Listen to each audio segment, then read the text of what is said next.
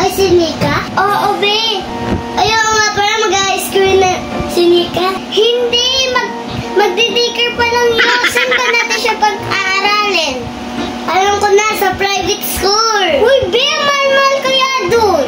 Huwag ka mag-alala, be. Magdodobre kahit ako. Ang swerte ko naman sa'yo, be.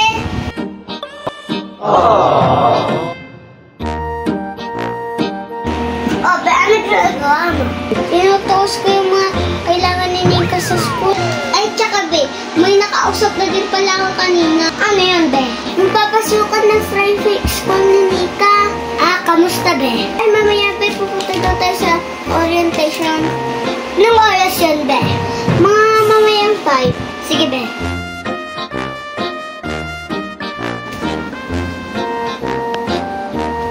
Good morning, parents! So, pinatawag po namin kayo para sa mga nagbabalak na i-enroll yung kanilang mga anak dito sa aming private school. So, if meron po kayong mga tanong na gusto nyong masagot namin, don't hesitate po. Yes, ma'am? Beautiful! Thank you, ma'am! Yes po, sir! Pwede po mag-Tagalog na lang? Yes po, sir!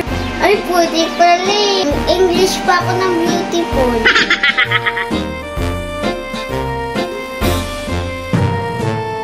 Oh, be, papasok na sa trabaho, ah.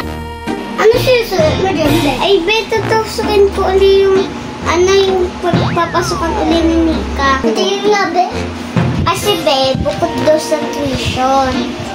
May mga apps sa tablet, tapos school supplies, uniform, libro na mga babayaran. Kaya, be, magkastos talaga to, be. Ano bang babayaran, be? Okay, kaya mo pa ba?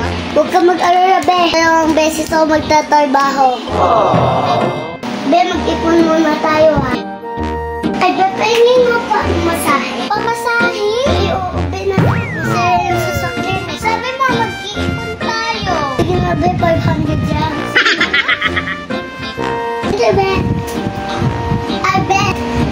Pahingin nga, be, pang pabili ng pagkain.